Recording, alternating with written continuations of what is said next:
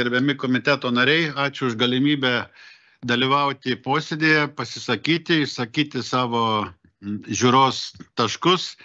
Pavadinimą čia pirmininkė paskaitė tokį netrumpą, bet mano pasiūlymas yra trumpas, kad reiktų papildyti šitą įstatymą dar valstybės tarnautojais. Na, mane atvirai pasakius truputį stebina ta tokia išankstinė nuostata ir viešojoje erdvėje pasisakymai ir jūsų komiteto išvadų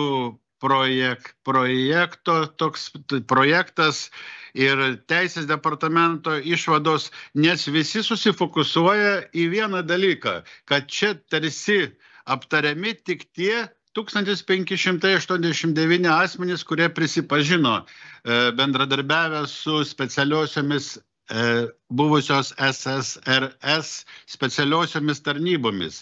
Viskas yra atvirkščiai. Mažiausiai mano pateiktame įstatyme, priešingai negu komentaro viešoje erdvėje, mažiausiai šitam projekte aš apie tai šneku. Ir gerbiami kolegos, na, aš kaip projekto iniciatorius visą vasarą mes dirbom prie to įstatymo pataisos, studijavom mokslinę literatūrą šią temą. Ir kolegos Anušausko, ir Julijos Ravaitytės, ir istorikės Kristinos Burinskaitės monografijas tą temą. Ir šiandien posėdėje dalyvauja ne tik aš, bet ir mano padėjėjas daktaras Nerijus Brazauskas, kuris, manau, mane leisit, kad jis mane dar papildytų. Na ir aš kaip iniciatorius, visiškai nekvestionuoju Seimo kanceliarijos Teisės departamento išvados, nei Teisingumo ministerijos išvados, tačiau manau, kad tik Lietuvos Respublikos konstitucinis teismas, kaip numato Lietuvos Respublikos konstitucijos 102 straipsnio 1 dalis, 105 straipsnio 1 dalis, Konstitucinio teismo 1 straipsnio 1 dalis, 71 straipsnio 1 dalis, tik Konstitucinis teismas sprendžia, nagrinėja ir priima sprendimą, ar įstatymai ir kiti Seimo aktai neprieštarauja Konstitucijai. Ir čia, man regis, ypač svarbu, apie ką ir Lietuvos Respublikos prezidentas Gitanas Nausėda nesenai kalbėjo, ypač svarbu ne tik valstybės išorinis saugumas, bet ir vidinis nacionalinis saugumas. Ir šita mano pataisa yra, ir susijusi su tuo vidiniu nacionaliniu saugumu. Nes įstatymo projektas yra parengtas į radikaliai pasikeitusią geopolitinę situaciją ir nacionalinio saugumo situaciją. Iš esmės sprendžia ne tų 1589 asmenų, kurie prisipažino problemą, bet tų asmenų, kurie neprisipažino bendradarbiavę su buvusiomis specialiom tarnybom, kurie neįrodė ištikimybės Lietuvos Respublikoje ir kurie užims ar kandidatuos į valstybės tarnautojų pareigas nuo 24 metų sausio 1. Taigi įstatymas tik į priekį, nežiūrima atgalios.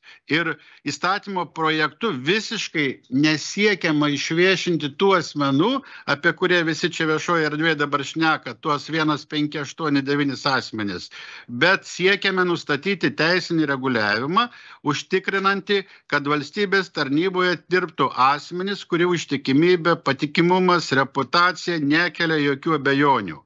Ir tik tų atvejų, jeigu iš tų, grįžkim prie vis minimų tų, jeigu grįžkim prie tų 1589 asmenų, jeigu iš jų kas nors pretenduotų ateityje dirbti nuo 24 metų valstybės tarnyboje, tai taip jie turėtų savanoriškai, kaip ir kiti, o ne priverstinai ir pažeidžiant teisinės valstybės principą, tai padaryti. Ir dabar nėra tokių duomenų, kiek iš jų dirba valstybės tarnyboje, bet daug jų net nebėra gyvų, Jie yra gerokai vyresnio amžiaus ir aš manau, kad jeigu jie pretenduos į šitas pareigas valstybės tarnybos, kandidatuos, tai jie iš anksto jau žinos, kad tų atveju jų prisipažinimas turės būti. Ta jie žinos. Tai, manau, ir yra teisinis tikrumas ir aiškumas, kuris yra vienas iš esminių konstitucijoje įtvirtino teisinės valstybės principo elementų. O teisinės valstybės principas, kaip nekartą išaiškino Konstitucinis teismas, daug talpina. Daug tas principas talpina, apima daug tarpusavėje susijusių imperatyvų, bet iš esmės suponuoja įpareigojimą piliečiui vykdyti, nepažeisti konstitucijos, ją ginti. O ginti konstituciją, mano kaip pataisos rengėjo nuomonė, reiškia ginti ne tik valstybės įsipareigojimą saugoti tos nedidelės grupelės žmonių, tos interesus 75 metus prisipažinusius ir rašytus į įskaitą, bet ginti, tuo projektu siekime ginti visus Lietuvos Respublikos piliečius, Lietuvos valstybės konstitucinę sąrangą ir konstitucinės vertybės. Taigi tas išplėtimas ir yra konstitucinio teisinės valstybės principo gynimas. Nes puikiai, jeigu studijavote monografijas mokslininkų, istorikų, tai puikiai žinot, kiek tų dingo, kiek išvežta, kiek išvežta į, pavyzdžiui, Kristina Burinskaitė monografijoje savo pateikia, kad net 33 000 šitų vadinamųjų agentų dokumentų išvesta į Omsko saugumo archyvą, į kitus. Ir vadinasi, išlieka šantažo galimybė. Šantažo galimybė. Arvydas Anušauskas, kaip visi puikiai žinot, yra nekartą rašęs, kad per 100 000 jo nuomonę sovietmečių buvo tam tinkle, KGB tinkle įvelti, o apie 50 ko gero tiesiogiai susiję. Julija Ravaitytė dar 2015 metais konstatavo problemą, kuri būtų sprendžiama šituo mano įstatymo projektu. Ji rašo, neprisipažinę asmenys išliko potenciali grėsmė Lietuvos saugumui, nes gali būti šantažuojami.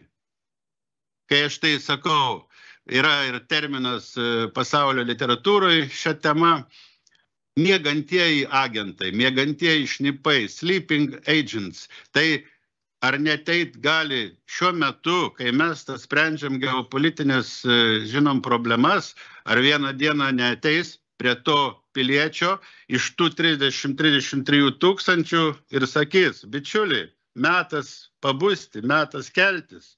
Ir iš karto grėsmė Lietuvos nacionaliniam saugumui. Taigi, gerbiami kolegos, tokia mano yra tokios pagrindinės nuostatos, jeigu galima, mano dar kolegai daktarui Nerijui Brazauskui keletą sakinių norėčiau, kad leistumėt pasakyti. Bet mano esminis dalykas ne tai, kad mes čia tarsi pažeidžiam tą 1589, o apie visus kitus, apie visą kitą mes šnekam, kitus pavojus, daug tūkstantinius. Ačiū. Dėkuoju, gerbiamas kolega, gerbiamas daktarė Nerijau Brazauskai, jeigu galėtume, tai taip lakoniškai ir trumpai. Ačiū labai. Labas rytas, gerbimieji Seimo nariai ir visi posėdžio dalyviai. Dėkuoju už galimybę pasisakyti ir norėčiau atkreipti dėmesį į 3 tokius diskusinius dalykus. Pirmiausia, Teisės departamento išvadoje yra nekalbama apie asmenis, kurie slapta bendradarbiavo su buvusios SSRS specialiosiomis tarnybomis ir kurie iki šiol neįrodė lojalumą Lietuvos Respublikai konstitucijai. Seimo nario Stasio Tumėno pateiktas projektas tiesiogiai siejasi su konstitucijos 1 skirsniu Lietuvos valstybė, kuriame išdėstytos pamatinės konstitucinės vertybės. Todėl į šį projektą reikėtų žvelgti sistemiškai, matant ir kitus konstitucijos straipsnius, nacionalinio saugumo pagrindų įstatymą. Antra, jau šiandien posėdėje buvo kalbėta, kad Seimo nariai turi teisę kreiptis į konstitucinį teismą. Ir Jeigu būtų tokia situacija, kad šis įstatymo projektas prieštarauja konstitucijai, šitos galimybės Seimo nariam kreiptis niekas neatima. Juolab, kad Konstitucinis teismas yra išaiškinęs, kad Konstitucijos 102 straipsnio 1 dalis aiškintina paisant viso konstitucinio teisinio reguliavimo konteksto. Visose pateiktose išvadose trūksta būtent konstitucinio teisinio reguliavimo konteksto, nekalbant jau apie tai, kad projekte nėra jokio visuotinio išslaptinimo ir išviešinimo dalyko. To nėra. Jeigu projektas praeitų pateikimo stadiją, sudarytume galimybę alternatyviems Seimo narių pasiūlymams, plačiai viešai diskusijai ir būtų galima galbūt sudaryti darbo grupę, svarstyti galbūt išimtis ir taip toliau. Matant išvadas ir reakcijas viešoje erdvėje, lieka klausimas dėl konstitucinio proporcingumo principo, kuris be kita ko, kaip žinote, reiškia, kad įstatyme numatytos priemonės turi atitikti teisėtus ir visuomeniai svarbius tikslus. Visiškai neaišku, kodėl ginama tik 1589 asmenų įslaptinimo teisė.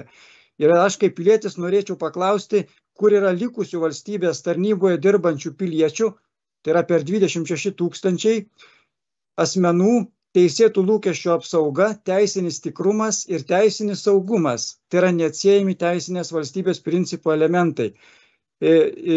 Aš nekvestionuoju komiteto sprendimo ar teisės preliminariai, pabrėžiu, preliminariai vertinti, ar svarstomi įstatymo projektą atitinka konstituciją, bet konstatuoju, kad problema yra, ji lieka ir kad būtent šiandien atėjo laikas priimti sunkius ir sudėtingus sprendimus. Ačiū uždėmesi. Mes jau komitete matyt n-ąjį kartą diskutuojam dėl tų asmenų paviešinimo, kurie prisipažino ir diskutuojam apie teisėtus lūkesčius, nes konstitucinė prasme tai čia esminis dalykas yra tų asmenų teisėtas lūkestis, kiek valstybė jiems ko pažadėjo. Ir aš tik primenu mūsų paskutinę diskusiją, kur labai aktyviai dalyvavo ir gerbiamas Anušauskas, o ta diskusija buvo apie tai, kad tuo metu, kuomet asmenys prisipažino, buvo kitoks teisinis reguliavimas ir niekas prisipažinimo momentu jiems 70 metų nežadėjo. Pagal tuo metu 90 metais, 90 kažkelintais, kuomet vyko prisipažinimas, žmonėms buvo garantuota, kad ta informacija apie juos valstybės bus slepiama tiek, kiek nustato paslapčių įstatymas žymai slaptai. Tai tas terminas, kurį prisipažinimo metu žmonėms buvo pažadėta, kuomet mano galva ir susiformavo tas teisėtas lūkestis, kad aš prisipažįstu, bet valstybė mane laikys, neskelbs mano pavardės, tas lūkestis susiformavo nei 70 metų. Vėliau, kada buvo istoriškai matoma, jog artėja slaptumo žymos nustatytas terminas ir reiks išviešinti sąrašą, teisės aktų leidėjas, ir tai berods buvo ar tik ne 2016 metais, nusprendė, kad tą terminą reikia pratęsti iki dabartinio termino. Tai, akivaizdu yra, kad to lūkesčio žmonės prisipažinimo metu tikrai neturėjo, nes 16 metais aš abejoju, ar galėjo būti prisipažinusių. Prisipažinimo procesas baigėsi. Ir kada mes diskutavome su tuo pačiu Anušausku, jisai irgi matė galimybes informaciją, kuri yra saugoma tarnybų, tam tikrą apimtimi viešinti. Tai man kyla klausimas, matant, kaip Seimo nariai teikia įstatymo projektus ir suprantant, kad tas klausimas tikrai ir jaudina visuomenę ir grįš, kodėl mes nepasidarome darbo grupės ir kodėl su tuo pačiu kolega Anušausku diskutuodami ir su kitais kolegom, kurie turėjo iniciatyvų, nepabandom surasti reguliavimą. Nes tarkime, tai, kas siūlo kolega Tumėnas, tai taikyti išskirtinės sąlygas valstybės tarnybai, Tai žmogaus teisų teismas tą jau yra pripažinęs, kad taip valstybė gali nusistatyti tam tikrus ribojimus valstybės tarnyboje asmenims, kurie bendradarbiavo su visokiom tokiom struktūrom. Tai čia ne privatus verslas, kurį bandom reguliuoti, ne ten kažkokia meninė kūrybinė veikla, bet mes reguliuojame tą sritį, kuri, valstybei reikalauja išskirtinio lojalumo ir išskirtinių požymių. Tai, aš sakyčiau, kolegos, tikrai pabandykim išspręsti tą klausimą konceptualiai, pasižiūrėti tai, ką tuomet diskutavo ir kolega Anušauskas, ir tikrai buvo jo racionalių pasiūlymų, kokius dokumentus galima būtų dar skelbti. Ir bent jau valstybės tarnybos apimtimi, tai mano galva būtų galima rasti kažkokį sutarimą. Tai šiuo atveju aš siūlyčiau daryti pertrauką ir tiesiog leisti Seimo nariams padirbėti darbo grupėje. Mes kaip komitetas tikrai galim tokią darbo grupę susikurti ir prašyti gerbiamo ministro, kuris puikiai žino archyvus, kas kur saugoma ir laikoma, tiesiog padėti, nes bent jau man įspūdis buvo susidaręs po ankstesnių mūsų posėdžių, kad ministras irgi būtų linkęs ieškoti tam tikrų sąlyčio taškų.